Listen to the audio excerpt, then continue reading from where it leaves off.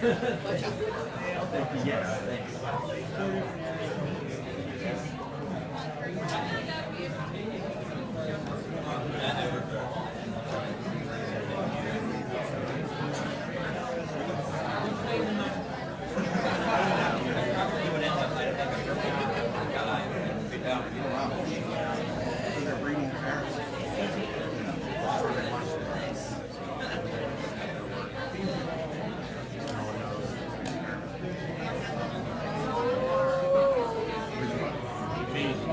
me a finger up when you're 30 seconds. What's that? Give me a high sign 30 seconds before you.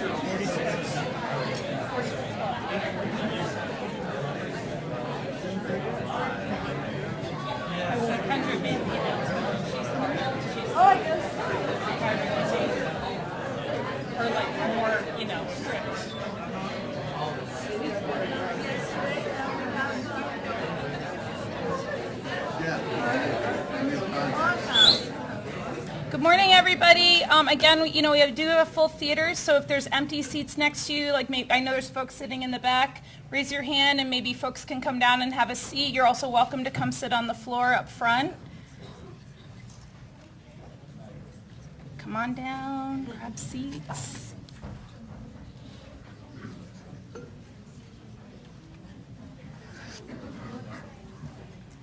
No, I know there's still a few schools that aren't here yet, but we're going to get started because we got a packed day. How's everybody doing? Let's try that again. How's everybody doing? This morning I woke up and I was like, oh my gosh, it's Youth Summit Day 2. This is awesome. So, yesterday I was just blown away by the presentations, by the work, by all of your careful, listening and participation, and, just watching, and I was trying to get to every session to see what was happening, and, watching kids stand up and rap for the first time, and participating yesterday in the games, and being totally willing with Mark Kimball's show last night, it was incredible, and today we have another extraordinary day planned for everyone, and I wanted to and I'm going to talk about that in a little bit more detail now. So I just found this really funny. So here we are at our climate summit, and of course we want to make a better world, and we know it's not a hoax, and anyway, I just thought that was funny. Because we are going to create a better world no matter what. Let's give a shout out to our sponsors again for helping make this happen.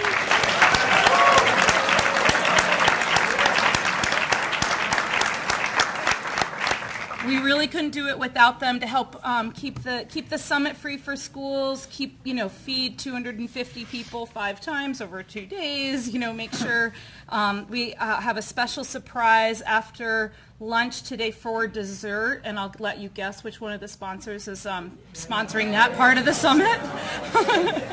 So we're pretty psyched about that. It's always a good thing. It's anonymous, that's right. Ace Hardware is coming. They're going to be giving out hammers. Again, I want to give a shout out to all the schools that traveled so far, and again, Brian did this yesterday, but look around the room at all these amazing people. I hope that you've had a chance to interact with at least, 2 or 3 other people from other schools, and hopefully today there'll be lots of opportunities for more networking, more connecting, and more collaborating in the creative and innovative spirit of the summit. So I just wanted to, it's just extraordinary that you're all here. So a couple things. We call this housekeeping here at the Wild Center, just like the stuff we have to remember to do, and to stay organized. So don't forget to do your mural pieces. Every team should have gotten a mural piece. The mural looks beautiful right now, but we're still missing a lot, and we hope by the end of the day we can have it entirely filled in. And there will be some space during the day when you'll be able to work on it. I know yesterday was pretty busy. There's also the photo booth that's over by the exit door as you come in. I encourage you to get a team photo. We have our poster sessions this morning. So if your team brought a poster, we're going to be setting up in the Find Out Forest. The team photos, we'll still be doing those, and those will be by the glacier, so that's where you meet if you haven't done those yet. During the course of the day, we'll have some time when the exhibits are on and the otters are out, so stop by and see those cute otters. And hopefully, I think we'll have some visitors of the non-human persuasion stop by. And also the energy box. So there's a school energy box that's out the front doors, right in the circle where we were last night with Mark Kimball. I know some of you that were in the K-Solar presentation saw it, but it's going to be open today during the poster session and hopefully a little bit during open space and lunch. So please stop by and see the energy box. Okay, this morning, we're going to be here in the theater till about 10 o'clock, and then we're going to head out into the poster session, and that will be, again, in the Find Out Forest. It's the room behind the glacier. I love saying that. Just go to the glacier, hang a left, and then it's right on the left. And then we'll come back here in the theater for our Plenary 6 presentation with Caroline Dodd. And then we'll also have an open space session. And we'll tell you more about that when that happens, but that's when we ask you to come up with the ideas for the session. So it's kind of an unconference sort of thing to do. But it's pretty cool. And we also have some things will be happening during then. Those are surprises. I'm not going to tell you. And then also, if you're in the video workshop, today you are going to spend some time finishing and working and editing your videos. So that's going to happen between 10:50 and 1. So you guys are going to have a working lunch. So you're going to come out and grab lunch and then go back to the conference room so you can get those videos done. Lunch in the Great Hall. Then you guys actually are going to get to work on creating your climate action plan. So your climate action plan, as we've referred to a couple of times, and again, we'll spend more time with it this afternoon, is really taking all these amazing ideas that you've gotten at the summit and creating a framework or a blueprint to help you go back to your schools and communities and do something with all this knowledge and everything that you've learned the past few days and with all these new ideas that you have. And then at the very end of the day, you're going to come back to this room. This is called a theater, the theater, and you're going to report out and tell the rest of the summiteers what you're going to do back at school. So you're going to have a chance to for each school to report out to the whole group. And then we have a special surprise finale, and that's it. Let me back. Okay. So that's today. We have a lot going on, but I'm very, very pleased right now to have our first guest come, and I'm so grateful for their being here and for traveling all this way to Tupper Lake to be here at the Youth Climate Summit. And it's amazing that we have this opportunity. And I know that it was a bit serendipitous that one of our teachers ran into someone and saw a photo of you at the front lines of the Youth Climate March. And we know that Indigenous people around the world are on the front lines of climate change in their homelands and around the world, and we're very, very honored to have the people of the Way of the Longhouse here at the summit to open the day. So thank you, and please give a warm welcome.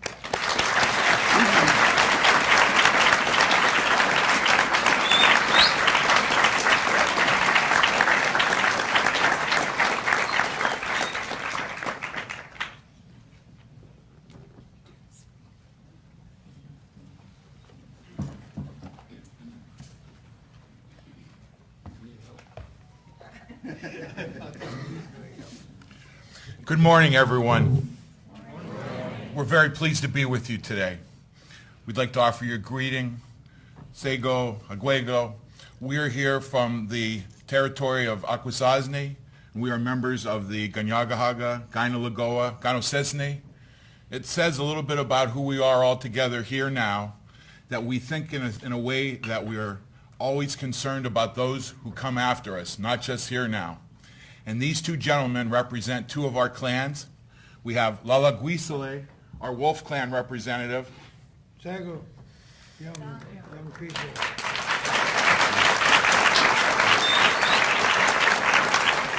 And we have Kanaretiio, our Bear Clan representative.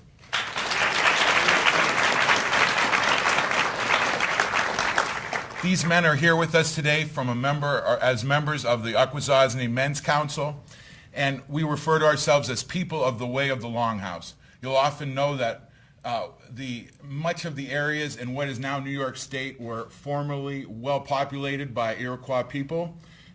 We call ourselves those people of the Way of the Longhouse, not just living in longhouses. Our longhouses today are often underneath the stars and the clouds, and we're not just living in wood. We're here together, and this brings us together to the topic of what we do before we begin other things. And so when the men are going to reference the Thanksgiving address, we are going to refer to it as that which is done before all things. And so we recognize those factors which bring us together and sustain us throughout our lives. I'd like to now give the men the opportunity to give you a recitation of the Anthropocene. We always start off by welcoming all the people, and I want to say right now, I'm honored to be here with a bunch of outstanding young people that are going to make a difference tomorrow and in the future. So I start off by raising the minds of the people. Agwego askadiro akwetnuni darte taladusne ongwesuma ne agwego skana gahagete de waiwain ne ganto jaget ne skana ananut anuske tonio tohak ne got nigula. To. What he just did is he recognized what I said about bringing our minds together as one mind and to work together with peace. Skana. Itini sta huja. Akwego askadiro akwetnuni danote talados ne itini sta huja. Ne jika kyoka wahaget ne hujaga ne skana anuske tonio tohak ne got nigula. To. I now talked about this that feeds us, this that takes care of us, the earth, our mother that continues each day to take care of us. So I ask that we have peace in our minds at this time and give thanks. And that's what I did. Anunkwasua, agwego askadirwa kwetnuni, danote talados, ne anunkwasua, ne ungwesua, ne anawaktani, ne anunkwasua. Tonio tohak ne got nigula. To. I talked right now about those things that Mother Earth has put there for us as the medicine world, the plants that are given to us to use in our everyday life. And I ask that our minds all be one and we give thanks.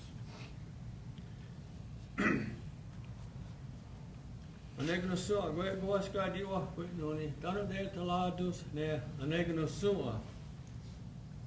Tony Dohak, Neganigona. To. The water that we drink, the water that is precious, that we use every day.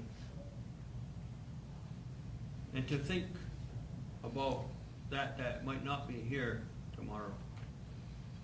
We give thanks and we bring it to our minds that we remember the water, how precious it is, and we bring our minds together and give thanks.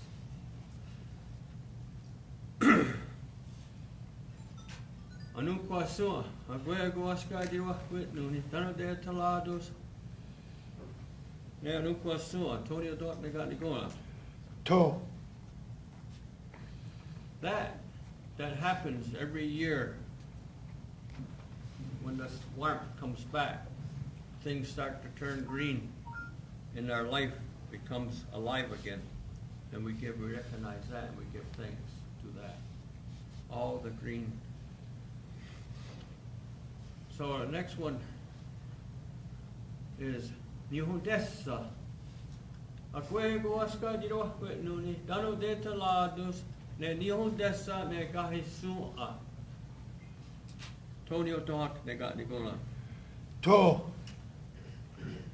Again, we look at what comes.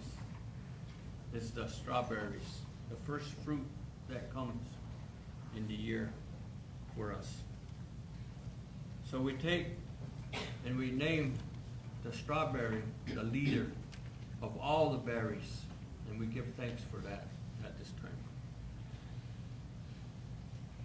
time. Honesty, ono uzala, ono osaheda. Tony Dohak, Neganigona. To. What I said was the things that that feeds us, that we use, is the corn, the beans, and the squash. It's called the Three Sisters.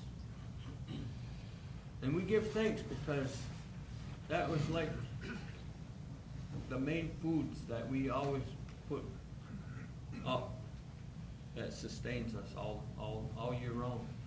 So we give thanks for that, the foods. So now we go to Gundilio. Gundilio, Oscanundo, Uezo. We talk about all these, Distiliago, Manusa. We talk about the animals.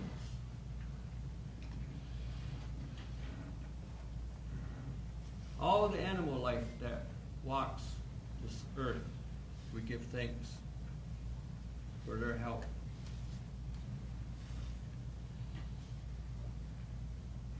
Akwesasne, Akwesasne, Whitney, Kanaretiio, Akwesasne. Tony Dohak, Neganigona. To. The trees. We recognize the trees, what they do for us. It's not just a tree out there, but look at what it does. Look at it. It heats our homes. It puts shelter. It does so many things. It makes air. It makes oxygen. It does so much for us. So at this time, we give thanks and we recognize that today. Ojidasua. Akwesasne, Whitney, Kanaretiio, Ne Ojidasua. Tony Dohak, Neganigona. To. We look at how we talk about the birds, Ojidasua, all the bird life. How much do we enjoy chicken? All these things, the animals, the bird life that we have recognized, the feathers, that we can recognize one another, who we are, by looking at our feathers. And what else? We used to be able to lay our head on that pillow of feathers. Nice and soft, feathery down. So we give thanks at this time for that. The purpose of the birds. We look now, we look towards, we're raising our eyes up and we look at the sky world. The wind, the four directions. Kaielikawilake. And we recognize their purpose of the seasons that they bring. And we give thanks at this time to them. Iti sutagu ala diwelos. Akwego aska jirwa kwetnuni. Dano de talados ne di sutagu ala diwelos. Torio dog ne got ni gora. To. Now we look at the thunders and the importance of the thunder. What happens when the thunder comes? The purpose of bringing life back into the ground, to release the life. And it all works to keep those things beneath the ground as well. So Leslie Wales, we give thanks and we recognize him. Now, we look at the water that, the rain that the thunders bring. He brings that precious, it's yoganolo. Yoganolo means it's very expensive. In our language, there is no yoganolo. Yoganolo explains it's so precious. It's something that is so precious. And to feel it, how precious is water. And now we take that moment and we give thanks to the water, the rain again, because the thunders brought new cleansing and cleanse the thirst of Mother Earth. Now we go a little bit higher. And we look at the sun. We call him Kanienkehaka. Rarahkwisere, our eldest brother. The one that all men should mark and should follow his path. He rises in the morning and he does his job. He takes care of everything. He makes everything warm. He takes care of all life. He's the protector. And then, and this is the symbol here. Let's get to go. That's the sun, and that's our brother, the sun that we recognize. Now, we give thanks to his being, that he continues to watch over us, and he continues to be our inspiration. So we give thanks to him.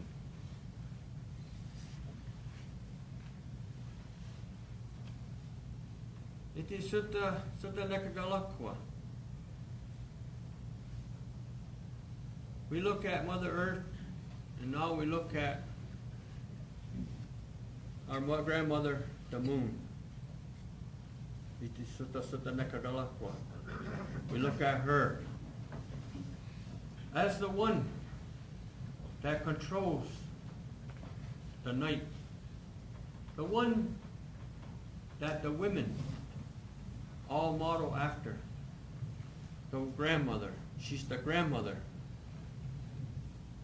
that controls the cycle of life. And we give thanks to her. She's still there doing her job.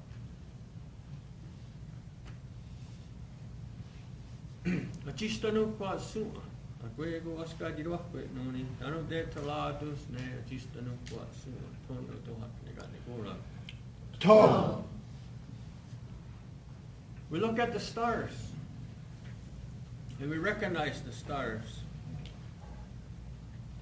as time, as our calendar, and we watch the stars, and it gives us our time of when and where to go.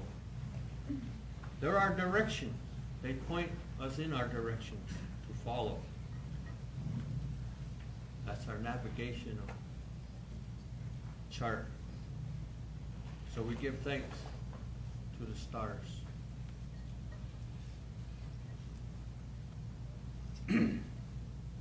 Kaianerehkowa de Akwesasne. Dano de talados ne Kaianerehkowa de Ateronhiatakon. To. At one time, when all this was being put together, the four messengers came, the four spirits came to teach these things to us, to put this in our minds so that we can carry on those messages that I shared with you today. That there's these ceremonies that we put through, our responsibilities to all the things that I mentioned today is all wrapped up in the messages that were given to us to follow. So we give that thanks and that recognition to those four beings. Now we look at that gave us all things. Not he, but that. That gave us all things. Because we didn't see, I didn't see. I'm only told that we don't know. But we recognize that there was something that was greater than us that created all things. So we don't know there's a gender. We don't know of a gender that did it. So we say, Yungwayotiso. Yungwayotiso. That power greater than us. And we recognize that and we give thanks to that.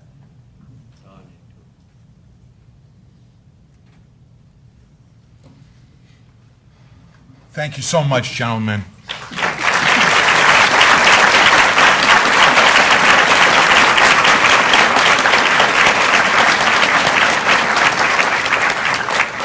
We can really feel your enthusiasm here today. There's a tremendous staff that's helping with the programming here.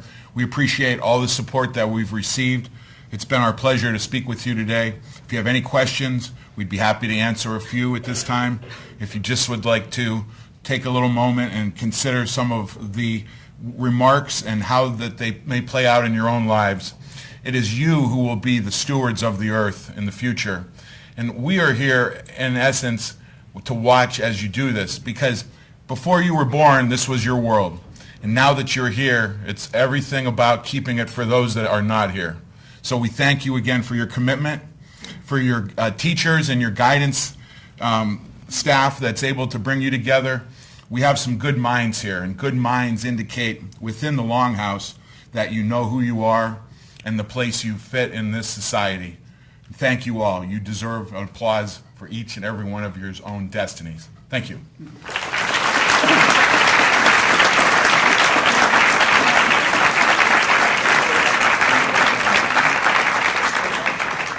I think we have a couple minutes if there's any questions from the audience.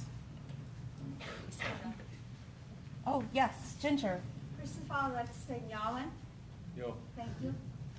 And I'm wondering if you could speak of the seventh generation principle, please. The seventh generation.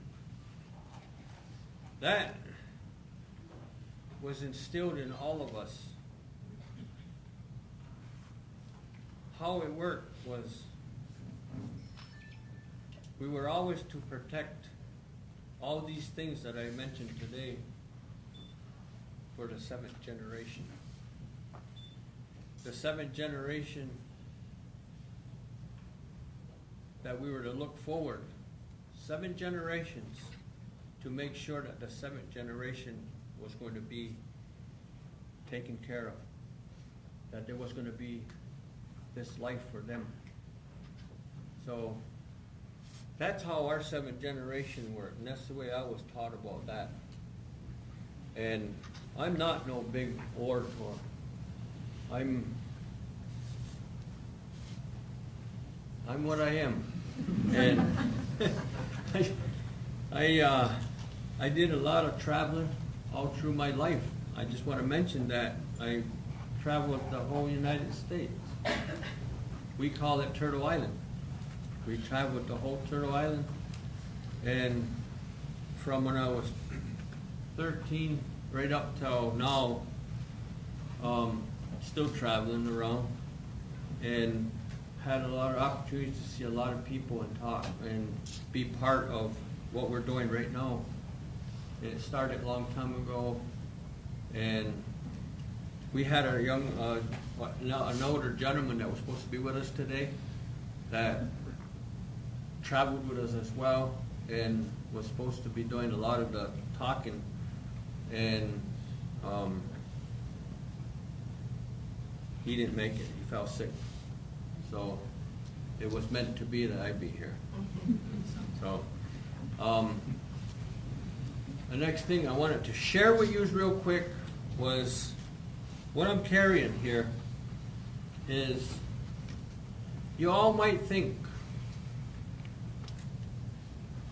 a peace pipe, right? This carried so much power because what we did with the peace pipe was we entrusted our visitors to Turtle Island through the pipe. We offered our sincere ways and how we protect the earth, how we protect all things. So I would like you to see this, that when we put our tobacco into this and we offer this burning of our tobacco, that we put words like what I taught today into the tobacco, and it was taken as an oath. If you can all look back at the time, November is one of the times we all talk about Native Americans. It used to be, how can we get rid of them? It used to be. It's serious. That's real. That's reality. So the connection with us, with the earth, I'm thinking right now is that to bring it back, how the Amish people are moving into the North Country at a high number, or at a high rate. One day 5 gentlemen came on a horse and buggy, and they sat with an old Indian fella. And I happened to step in and I seen, and I listened. I said, I always wondered what it looked like when the visitors came to ask to use our land. They were asking to buy properties around our homeland. And how it was that we didn't expect what happened to our Mother Earth to happen. We didn't expect that corporations were going to be developed, poisons were going to be developed to start killing our earth. our mother? We never knew that. But all we said was we could use this together in peace through this. We could use this for a common goal, to live in harmony, in peace.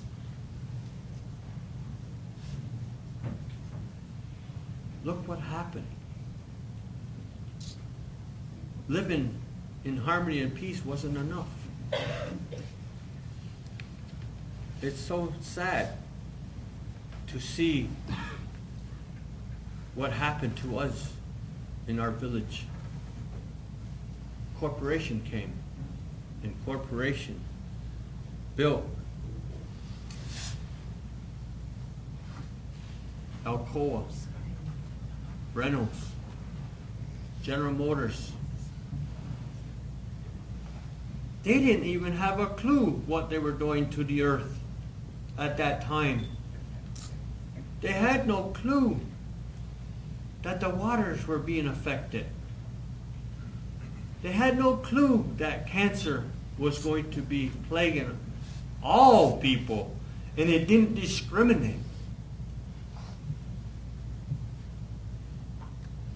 So we need to think about the future again, in putting that in the future's mind. You young people have a serious role in the future. You can make the difference. It's what you do. Today, you go to the supermarket or you go to the store, and you think, when you look at that can, the simplest thing, a can, it doesn't have on there a 5-cent redemption because it's not a product from the state of New York. Do you buy that? See what I'm saying? It's so simple. We buy it, and guess where that goes? Because it doesn't get recycled. Because it becomes trash. And it becomes piled up. Another sore on Mother Earth's back. If we looked at our people, and some people are plagued with psoriasis, that's what Mother Earth looks like. Think about it, what I'm saying. Think about the simple thing of buying and being the consumer. You're going to see it. Yous make the difference. Yous be smart.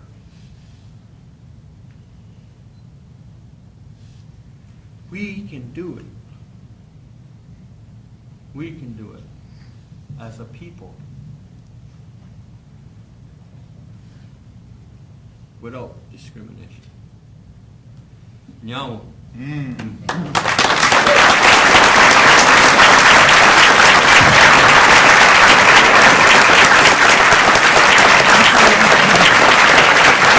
Thank you so much.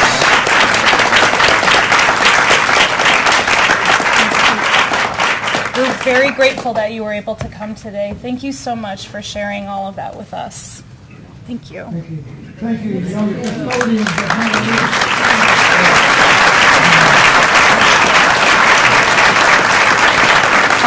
I'm looking for, let's see, Cody. Where's Cody? Is he around? You're up, Cody.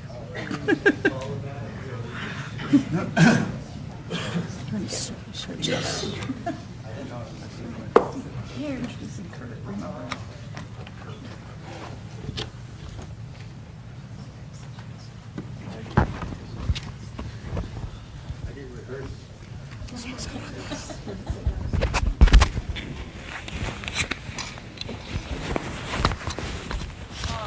Could I get, is Brian in the house? Brian Stillwell? Where's Brian?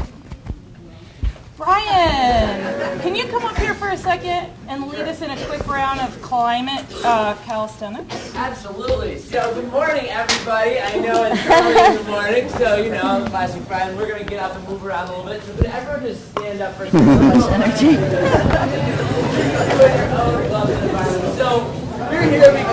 climate change is not any fun. And we're here because, That was fantastic. This activity is called That was really climate inspired, calisthenics. You do it in club or anything like that. And so what I'm going to ask you to do is just kind of follow the actions that I'm doing and participate, and also state exactly what I'm saying along the way. So we're here today because we care about climate change, and we're all trying to do something. And when you think about it, we're here because we have really high goals, right? So go ahead and reach up for those stars there and say, we're here because we got high goals. High goals. High goals. All right, but if you think about it, to reach those high goals, we're probably going to have to reach down to those grassroots, right? So go right down to those grassroots. Right down here on those grassroots. Why are we down on those grassroots? Why? Because we got high goals, right? High goals. All right, to reach those high goals, we're probably going to have to do some flyering around our campuses, right? So go ahead and get those flyers out and pin them on. We're going to fly on our campus. Fly on our campus. Fly on our campus. We're probably going to have to go ahead and speak out to the world. Speak out to the world. Speak out to the world. Why are you going to do that? Because we got high goals. High goals. And to reach those, we're going to have to reach out to those graduates. What else do we have to do to solve climate change? What's the action? Something we can do? March. We're going to have to march, right? We're going to get out there. We're going to have to march. What else do we have to do? We're going to have to recycle. So go ahead and shoot that cannon to recycle. And why are we doing that? Give me that high goals. High goals. All right, thank you guys so much.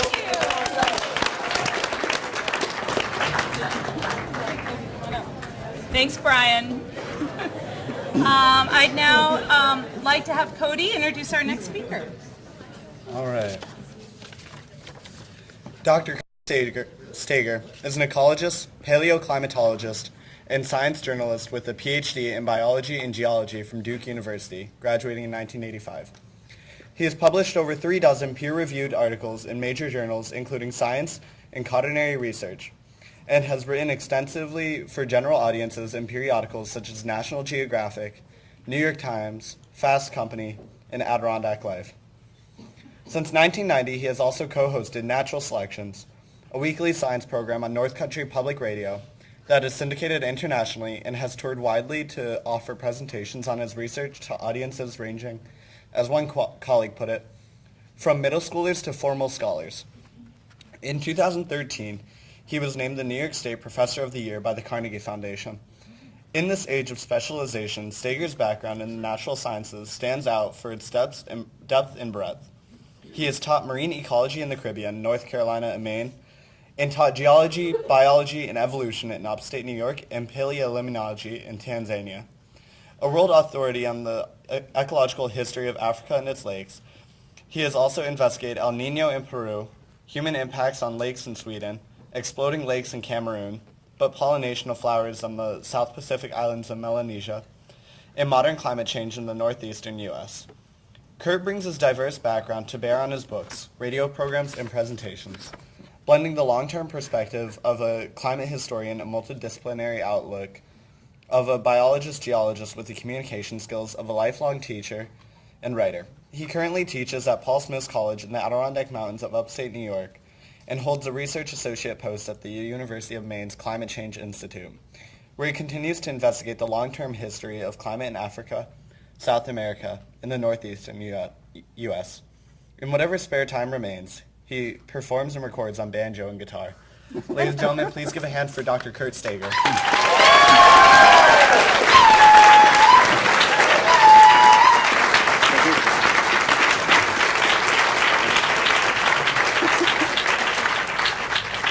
Well, thank you for that great introduction. And thank you, too, again, for that just wonderful, wonderful introduction. And I think it makes actually a perfect introduction to what I'd like to do today. On the surface, I'll be talking about climate change right here in the Adirondacks and ways you can sort of witness these amazing changes that are going on in the earth and see your place in the big picture of time and on the earth as well. But the real story is that it's about you. And that's why I think it was such a great introduction to acknowledge how important you are. And as someone kind of one of the older generations here, I think my generation and people older than me don't see who you are yet. And I just want to make sure you do. So let's start right with it. I'm going to see if we can get this to go. So I press that one, I think. Yes. So, as you know, climate change can be a controversial topic, and a lot of people may believe that it's not resolved, that the science isn't settled, that there's a lot of things still to be worked out. That's not true. The science is settled, and I feel like one of the things we're at risk at losing, in addition to all the other environmental problems, is the trust and value and understanding of what science is and what an amazing clear window on reality it is, and we depend on it. So what I'd like to do is encourage you to sort of take this position to find out what the science really is and become active or at least literate and understand how it works. Because really science should be the ally of everybody, kind of the way the Red Cross is on a battlefield, that everybody needs it. So whether you're Democrat, Republican, or whatever it happens to be, I feel like a really great motto that I'm living my life by now that might be of use to you as well came from a scientist in the 1800s, Thomas Henry Huxley. He said, we have to learn what is true in order to do what is right. And I think that's a great thing. So I'm going to try to get both of those going in here, especially the first part. So the thing about what is true, it's important to acknowledge what this time in Earth history means. If you make a list of the effects that humans are now having on the planet with our huge numbers, our gigantic technology, and our interconnectedness, it's mind-boggling. And scientists are sort of tallying this up in their own specialties. When you look at the extinctions, the movement of species around the world, the farms and cities, you can see everywhere the pollution and trash from pole to pole and even in the deep sea, the changing of landscapes, even the way the Earth looks at night, you could say. Well, the dark side of the planet facing away from the sun now glows in the dark because of us. You can see us. We changed what the planet looks like from Saturn, basically. So a lot of folks are depressed by this, and of course it's a very serious issue, but what I want to get across is these happen because we're powerful. And to be aware of this is empowerment of the kinds of things that we can do if we know who we are and where our place on the earth is and in time. So there's a term for this. It's probably going to become official in the geological literature, kind of following in the traditions of geology where you say in the deep past there was the age of dinosaurs, then followed by the age of mammals. And they have technical names, the Pleistocene epoch, the Eocene epoch. There's a move afoot now, and maybe you've heard of it, to call this the Anthropocene epoch, which translates to the age of humans. We're leaving a footprint not only on the earth now, but in the geological record that will be able to be read for millions of years into the future. So I want to introduce you to your role as pioneers in this new epoch of Earth history, the Anthropocene.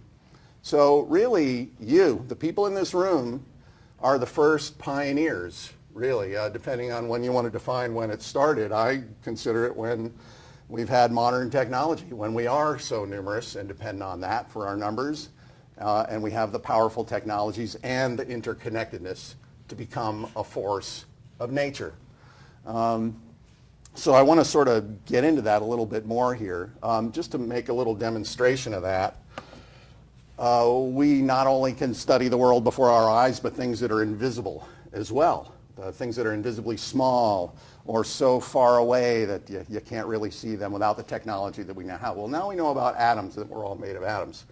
So one of the most amazing things is, as people of the Anthropocene, you are atomically different from any other ancestors we've had. You can follow there are certain kinds of carbon atoms in coal, in the fossil fuels that are, they have a special isotopic signature that you can follow. When you burn this, you're basically taking oxygen gas from the air, and the little wings of oxygen are sort of flying these little carbon atoms off into the air. Well, they don't just stay there forever. They get picked up by plants because that's what plants do. So if you noticed at the breakfast lineup this morning, We got like these nice apples there, right? So this is a lot of water, but it's got carbon that it pulled from the air. So things that we put into the air are now in the apple. And about 1/4 of the carbon in this apple recently emerged from a smokestack or a tailpipe within the last year or so. It's amazing. Which means that when you do this,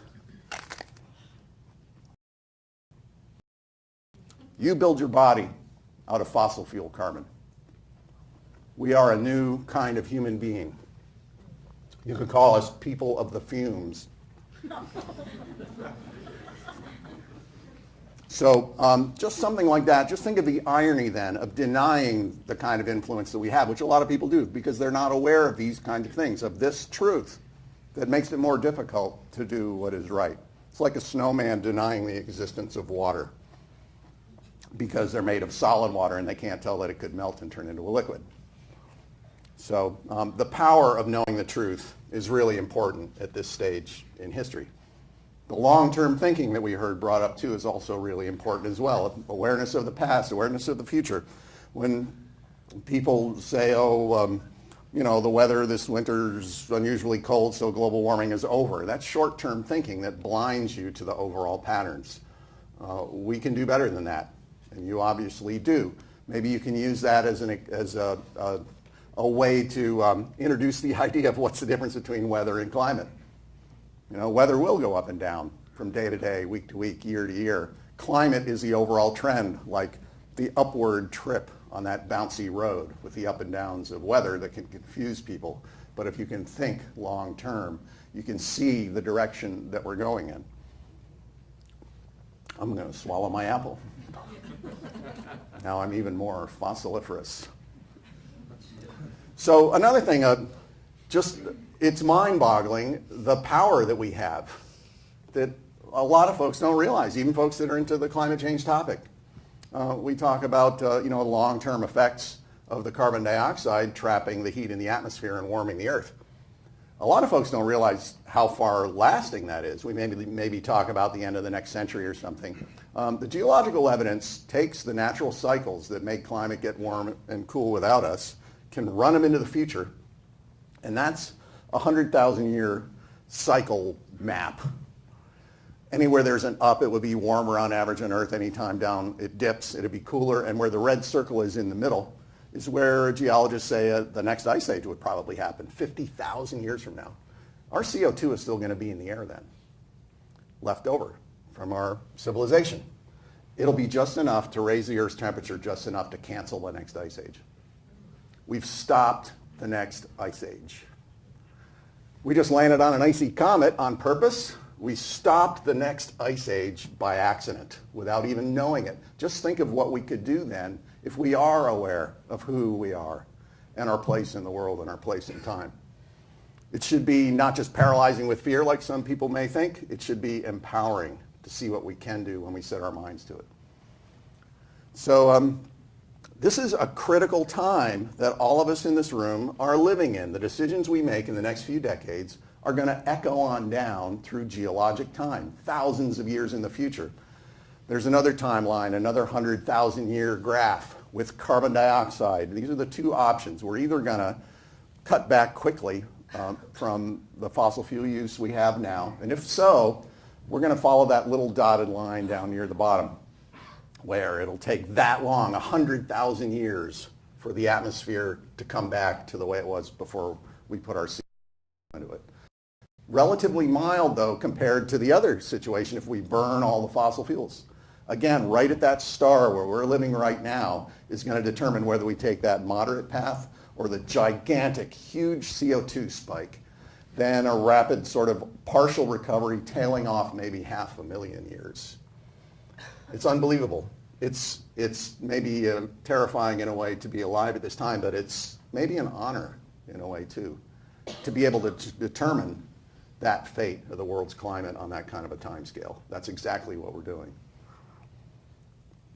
So, and then I was just realizing, you see all these charts of what CO2 could do depending on how we change our technology and our lifestyles. How do we power our civilization? And you see these graphs here up to the end of this century till 2180, and oh, maybe it'll be a high CO2, maybe it'll be a low CO2. I was just realizing that almost perfectly captures the lifespans of most of you folks in this room. This is going to happen during your lifetime. It's amazing.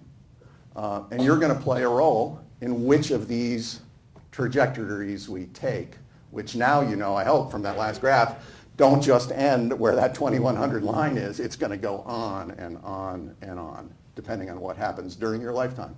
You are incredibly important. Now, these changes are already underway, and you can see them where you live. It's not just the polar bears far away or some places that may be a little hard to relate to. It's happening right here. And the big picture things you can have the experts do for you on a climate model. But what the models can't do, and as Robin Kimmerer was talking about yesterday, they can't tell you what's happening right here where you live. It's you who can do that. And that brings it home even more to people who are the ones who are going to be making the decisions. So I just thought I would just flip through a few slides of showing you evidence that I've collected from North Country residents of what we're seeing happening, just from their personal diaries, weather records, ice out contests, things like that. If you look over the last 20, 30 years, people have been documenting that bud burst is happening earlier in the spring because it's warmer. The bees, the native bees, are coming out earlier in the spring. Fortunately, the timing is not messed up yet, like Robin was saying could actually happen so far. There's no evidence of that, but maybe later. And the salamanders that come out in the spring, some of you may help them across the road on those warm, rainy nights in spring. They're coming out about 2 weeks earlier on average as well from these records right here. And by the way, I put that little chart in the middle just to show you that rather than just sort of say somebody told me that this is happening in a vague sense, there are actual data for all of these. And I could tell you who measured it and who did it how. And it makes it much more powerful because you can do this too. Instead of just maybe repeat what you read, you can document what's happening where you live and back it up with actual numbers as a local expert yourself. So just some other things. So we've got the warming in the spring. Actually, the fall is warming faster. We've got a wetter climate, just like the climate models say should happen to the Earth in general. So those of you that live around Lake Champlain may have noticed that since about 1970, we've got about 3 inches more of rain, and the level of Lake Champlain on average is about a foot higher. That turns out to be important if you have an office on the shore of the lake like the ferry company does in South Burlington, which was ironic. They had to take a boat into their office so they could run the ferry service for when, this was what, 2012 was it, or 2011? I can't remember which now. But anyway, so this stuff is real. This was a fella I interviewed in the workshop there at the ferry place. They had to work in bean boots, then waders, then chest waders for about a month because the lake level got so high. And behind this fella, where that clipboard is, they've been marking on the wall with magic marker where the water level is every year that it floods. And it's been going up and up and up. There's a record of this trend right there on their workshed. It's, so they are certainly not denying that a change is happening locally. You may have heard that also we're supposed to have more intense downpours. That's actually happening here too. You can look at local weather records, pull out the strongest storms, map them out over the last century. That's one from Dannemora. And the blue dots are heavy rainstorms. The higher the dot is on the graph, the more rain fell in a rainstorm. It's been increasing, just like it should be, heavier downpours, which means when you have flash floods, they can tear through a town like Keene right there. That used to be people's backyards before the Irene flood. We also heard about the thunder. We're getting more thunderstorms here, just like you might expect in a warmer, wetter world. This is from a personal diary that was found in an attic in Cranberry Lake. A person he lived there alone for, well, since 1959 to 1991, a week before he died. Twice a day, wrote down the weather. When the loons came back, was the lake frozen? Just because he loved to do it, just fine hand pencil, just kept it. And after he passed away and the folks found the thing in the attic, they passed it on to me and my students. We analyzed it, and there's a record of thunderstorms increasing, just like the models say. And this is a rare document because most weather stations don't measure this kind of thing. And this fella did. Bob Simon would probably be glad to know that we're using his observations. So, and of course it is warming. On average, the winters are getting milder. I tried to think of a nice way to graph that. Here's temperatures from the year I was born, way back in the Pleistocene too. And I made a little box in red of which part of the year, these are temperatures, which part of the year would be below freezing so you could have snow and you'd think it was winter. So you see the width of that box. I'm going to flip through progressive years in the Adirondacks from Lake Placid. It's been shrinking. That's the Olympic year. That was 2011, 2012. You can watch winter shrink with your own weather records where we live. And that's what it would be by the end of the century if the models are right. So anyway, the reason we know this stuff is because people observed it. And they wrote it down or recorded it somehow, and they passed it on. That's the only way we know. This has been going on even with people that didn't know their stuff was going to matter. So your stuff can be of historical significance. Here's the first diary entry I was able to dig up, 1600s. Samuel de Champlain traveling on Lake Champlain, just writing down what he saw, and just happened to mention in passing that as they were paddling down Lake Champlain, they noticed the Green Mountains in Vermont had snow on them in July. That's not normal now, right? It was cooler back then. We're in a different world. He didn't realize he was documenting a world that's not here anymore. Thomas Jefferson came, near the end of the 1700s, wrote a letter to his daughter, said, I talked to some local folks. They told me Lake Champlain freezes the last of November. Just someone's letter home. It's valuable because now you can compare it to the ice records we've got. Here's a 200-year ice freeze-up record for Lake Champlain, and all you need to really see is that the timeline goes from the early 1800s to the present day, and look at the little black stars. The black stars are winter. The main part of the lake didn't freeze. You see a pattern in there. That's a pattern you can't deny, that 3 times in the 1800s it didn't freeze, and now it hardly ever freezes at all in the main lake. That's giant impacts that happen right before your eyes. People who ice fish, take ferry rides and things, are noticing these changes. It's really powerful then to show people that it's not just your imagination. The numbers will show you that. So this is our watch now. People long ago described and built traditions around what they saw. This is our time to document and pass this along to the future as well. So as today's scholars, it's important to learn that you can do this yourself. When we get to this part of learn what is true, you don't just have to take it from professional scientists that don't know where you live. You can become the expert. You can make the science too and use those tools. It's part of your heritage in the Anthropocene. You can then help people do what is right, and you can evaluate when people tell you climate change is a big lie, if it comes from maybe that corporation or something like that. Here's a tool just in case you're looking for some practical things. If you're into the science of this, just memorize Climate Wizard and look it up on the web. It's a nice resource. It's got records of temperature and precip by month, by location, and model projections for the future all over the world. So if you want to show people what's happening where they live and what's likely to happen, you can dig it up on Climate Wizard. So that's a nice, useful tool.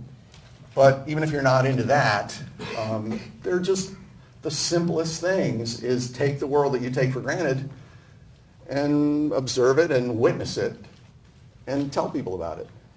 Because the world you know is changing, and it won't always be this way, and your documents will become historical documents that people will refer to see what has changed.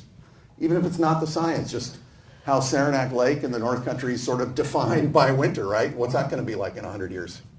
They're going to look back at that and say, oh gosh, we weren't so much like the Blue Ridge back then in 2014. Some of you may have been noticing things already, and just keep your diary. Like last winter we had a possum show up all winter at our place and feed off the bird feeder. Possums are coming into the North Country now because the winters are getting milder probably. That may become normal with your future generations, but it hasn't been normal till recently. Witness what happens when things change so maybe you can help anticipate what's coming for adaptation. You can see when we had the Irene flood, there's a bridge down there in the Ausable, near Ausable Forks, and look at the wood way up there. Who would even imagine the river could do that when you look at it the way it normally is? People who live here could do that. Those of you that are in school, in college, science courses, you're learning stuff about science and the natural world. Why don't you encourage your professors or yourselves to study what happens where you live and keep the data? That's an automatic long-term monitoring program. We've got 9 years of this in the woods at Paul Smith's, and we've been collecting plankton for 20 years, and temperatures and watching the lake warm up. So, but if you're not into the sciences, you can still really benefit from seeing your place in this. In the Anthropocene epoch, we are a force of nature, and therefore what's in our hearts and our minds, our psychology, is actually part of ecology. Because how we think and act affects the world on a huge scale. And therefore, learning to communicate and also to empathize with other people is critically important nowadays. So whether you're the one who comes up with the info or not, the stories of where we live need to be told. And who better than you? It's where you live. You know better than anybody else. And if you're aware of your place in history and in the earth, you're well qualified to help people tell those stories. So, just start asking questions. Like I was coming back from the ferry thing there after the flood, and I'm talking to the ferry operator, and they said, oh yeah, we can really feel the difference with the ferry boats now because the lake is open, so we have to deal with stormy weather in winter. I mean, you just get these really interesting stories about human interest. You can talk to people you know. Maybe there's an ice out contest where you live on a lake, or maybe you could start one. People like those kinds of things. And then keep the records. Or talk to caretakers. Well, the folks that take care of camps. Here's Pete McConville on Upper St. Regis Lake. He's there all the time, even when the owners aren't there. He writes down when the lake freezes and thaws, puts it on the wall of the shed. You can collect that stuff. It's important. So to start wrapping up, again, it's important to realize that you are a force of nature in this Anthropocene epoch. It's just amazing time to be alive. There's a great quote here, we're the first generation to feel the sting of climate change, the last generation that can do something about it. That's nicely put. That can be empowering. So if you're well informed, you can help other people do what's right, even if you're not the inventor of alternative technologies from wind to solar or green nukes. Have you heard of green nukes? This is amazing. Okay, here's a homework assignment for you as pioneers of the Anthropocene. Learn everything you can about green nukes. There's people who are trying to push this claim it could be the salvation as an energy source. Other folks say, but maybe there's a dark side and we haven't looked into it yet. So the short version of this is it's a kind of nuclear power that doesn't use uranium. It uses thorium. The basic story is the thorium is maybe easier to get hold of. You can't use it for weapons, which may be one reason why the nuclear industry is not using it, because there's less of a market then.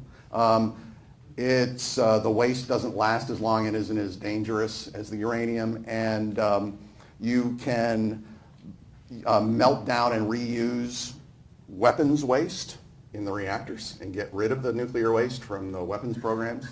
And they supposedly can't melt down because they're so finicky that if anything goes wrong, they shut off. Wow. So if you could make endless electricity and then also use that to split water and make hydrogen, well, that'd be great. So when I hear that from these folks who are pushing this, I say, well, that's fantastic. It could be the answer to everything. And so what's the dark side? And they say, there is no dark side. Your job is to find out if there's a dark side to this. If there is, tell everybody. If there isn't, do everything you can to tell everybody about it. But that's the kind of thing that needs to be done now by people like you. So even if you're not the inventor, just supporting the best ideas with your votes, your money, your words, your lifestyle is important at this time in the Anthropocene. Because if you don't do things when the good ideas do come up and you recognize them, nothing will come of them. Use any way you can that's creative and effective to get your points across to people, whether it's music or visual arts, theater, straight up lectures, make events happen. We have one at Paul Smith's. We call it the Science, Art, Music Festival. We have it next April coming up, where you combine, you use science in the service of the arts and arts in service of science. So to wrap up, I'd like to sort of use that, but also maybe refer back to our opening ceremony. And I'd just like to try something with you. I was sort of brainstorming what would be really cool. And I'm not sure this is going to work, but bear with me if it doesn't. So if we could cut down any of the lights we could. I don't think we could take them all down, but as dark as we can get it. And I'm going to put this down. I'd like you to help me do something here. So I was thinking of that ceremony where you're acknowledging the thunders and how they bring life back to the earth. I thought that was really neat. And the way Rob and Kimmerer talked yesterday about taking traditional knowledge and taking the best of that and using that, sort of building it into your lives, maybe in ritual form or maybe not, to help you remember your place in the world, which science can also support. But having these traditions or fun things to do makes it something you just want to build into your life, and it becomes way natural. So I just want to try something too, just maybe illustrate also what I kind of think of you all as this great storm, this great wind that's sweeping through the world now. So I'm going to start over here, and I'm going to do some movements, and I'd like you to do them. I'm going to start here and walk this way, and I'd like you to become a thunderstorm. So I'm going to start here, and I'm going to move, and as I'm facing you, just do what I do. I'm going to do this, then I'm going to do this, then I'm going to do this, and then the tricky part is I was trying to think of where the most resonant stuff in the room is, and I think it's your seats. So if I could ask you to stand up for a minute. When we're done with this part, you see how the seat flips up? I'd like you to use this as a drum. So just wait your turn. Watch what you can become as part of a bigger thing as pioneers of the Anthropocene.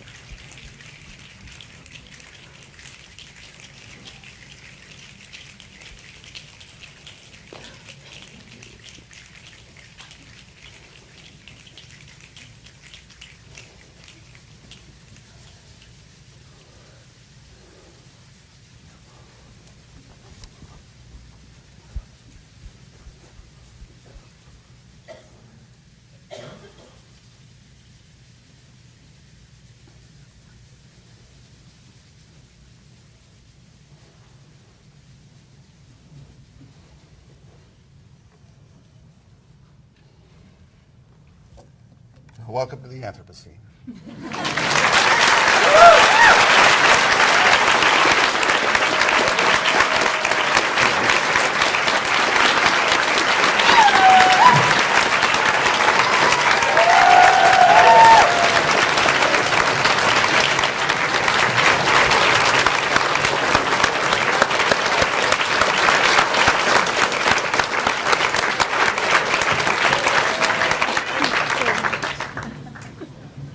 That was amazing, Curt. Thank you so much. That was really extraordinary, and your talk was great. Now we are actually going to head into the Find Out Forest for the poster session. So the poster session is a time for you, all of you that were able to bring posters this time, to get set up, get your posters up, and to get ideas from each other. So we really want to encourage you to talk to other students from other schools, see what actions they've taken to make that happen. I also want to